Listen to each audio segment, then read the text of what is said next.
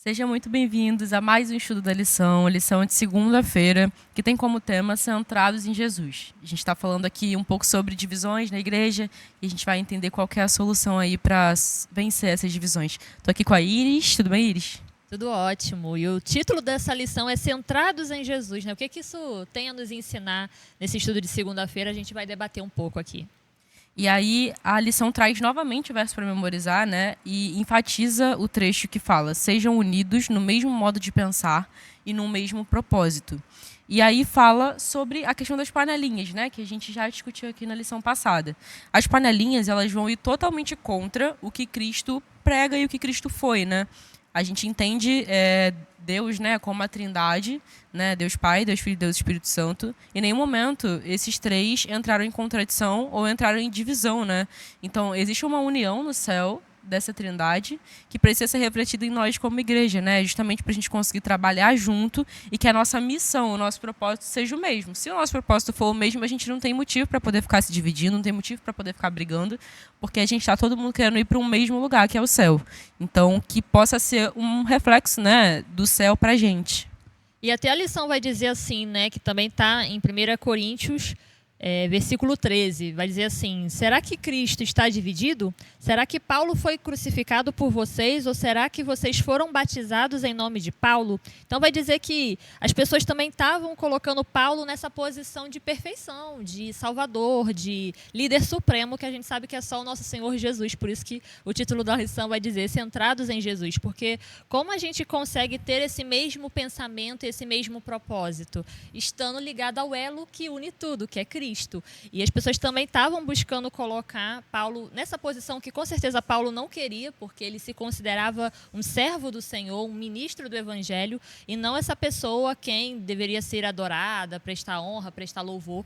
Ele jamais ia querer se colocar numa posição dessa, mas as pessoas estavam colocando ele e até colocando Cristo, dizendo: será que Cristo está dividido? Sendo que, como a Sara falou, né, existe a Trindade e ninguém ali é maior, é melhor do que o outro. Todos estão unidos em um só propósito, que é justamente salvar a humanidade caída.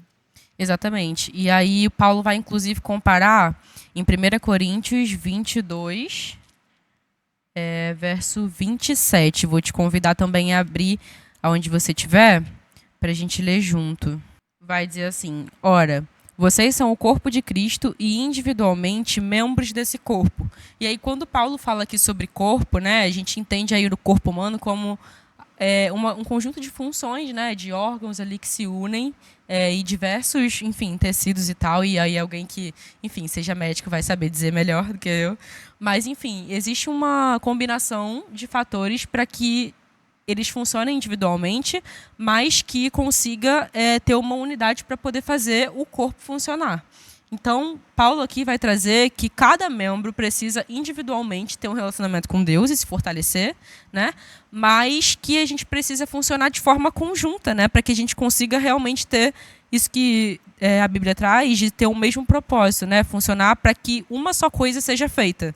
E aí, se a gente entende que a gente é um corpo e que, por mais que talvez Iris seja braço, eu seja perna, enfim, a gente precisa trabalhar de forma individual, né? Porque cada um está aí no seu dia a dia de forma individual, inclusive salvação é individual, né? Mas a gente trabalha também pensando no nosso corpo inteiro. Então, se a gente pensar só na gente, a gente vai fazer uma função que não vai cumprir o seu devido dever, né? Se eu pensar só em mim, eu não vou conseguir ser corpo. Então, eu preciso pensar também no meu irmãozinho que está ali do lado, que está também trabalhando para poder, enfim, compor o corpo. E aí o corpo de Cristo ele vai funcionar muito melhor se cada um estiver pensando no coletivo. E o cabeça é Cristo, como a Sara falou anteriormente na outra lição. A gente precisa levar todo o pensamento, toda a atitude nossa para o que o Senhor faria, né, no nosso lugar.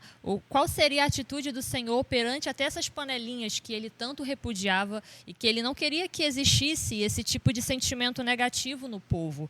Mas, infelizmente, as pessoas estavam indo para esse lado e Paulo vem chamando a atenção dessa igreja no primeiro capítulo de 1 Coríntios. Ele chama a atenção desses irmãos que estavam realmente envolvidos nessas panelinhas, nesses grupinhos que mais causavam divisões do que união, que é isso que a igreja mais necessita, tanto no passado quanto a igreja do presente. E aí, no finalzinho da lição, vai dizer que o termo unidos, ele vem do verbo kataritsu. Eu não sei pronunciar, mas, enfim, acho que é isso.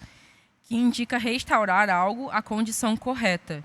Então, quando surgem, né, panelinhas e divisões, a gente precisa lembrar que a gente precisa se unir, ou seja, voltar ao que era antes, né? A gente, enfim, todo mundo já falou essa frase, né? Tipo, porque na minha época a igreja era de uma forma, era de tal jeito. Então, assim, se na sua época era tão bom, trabalhe para poder voltar ao que era na sua época, sabe? Da igreja ser unida. Ou se a sua igreja nunca foi unida, é o seu propósito. Vou trabalhar para que minha igreja consiga trabalhar junto, enfim, consiga evoluir como corpo de Cristo. Porque aí, se todo mundo fizer um pouquinho, né? Como a gente conversou aqui, a coisa funciona muito melhor.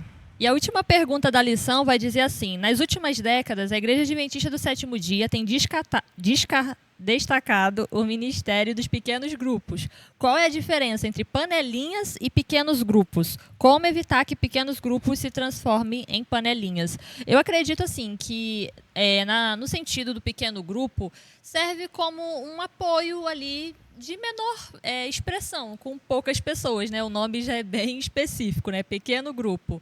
Mas não é nessa situação de isolar, de excluir irmãos, mas sim de se unir com poucas pessoas para orar, para louvar, para aprender mais da palavra de Deus. Então, é diferente da panelinha, que é mais nesse sentido de exclusão de pessoas e colocar uma pessoa muito no centro, como se ela fosse a bambambam, vamos dizer assim, né? Em modos humanos de falar.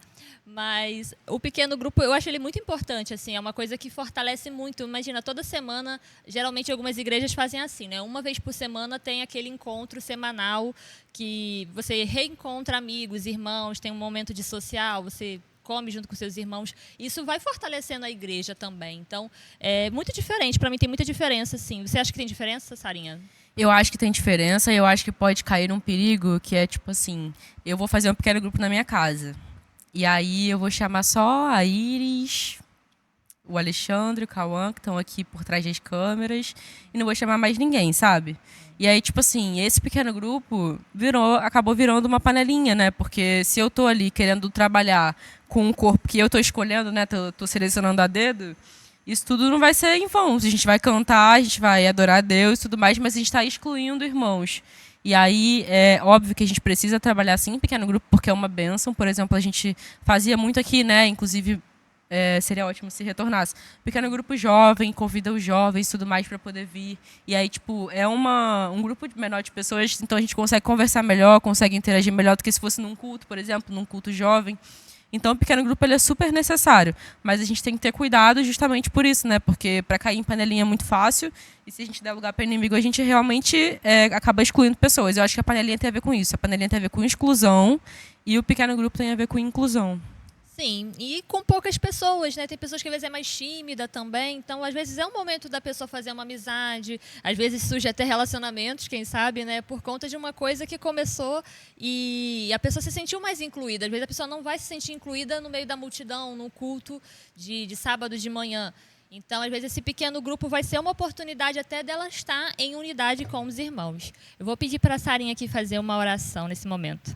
Oremos. Senhor nosso Deus, muito obrigada por essas palavras que o Senhor trouxe hoje para a gente. Inclusive, nos ajude a ser bênção, que a gente não forme panelinhas dentro da igreja, que a gente, inclusive, continue os nossos pequenos grupos para te adorar, enfim, mesmo em pequena quantidade, mas que a gente não torne isso algo fechado, que a gente não exclua nossos irmãos, que a gente consiga trabalhar como corpo para que a gente funcione para um único propósito, para um único objetivo. Esteja conosco, é isso que eu te peço e agradeço em nome de Jesus. Amém. Amém. Fica com a gente, liga o sininho do canal para poder receber os próximos vídeos, se inscreve também, segue a gente no Instagram. E é isso, até amanhã. Tchau, tchau. Tchau, tchau.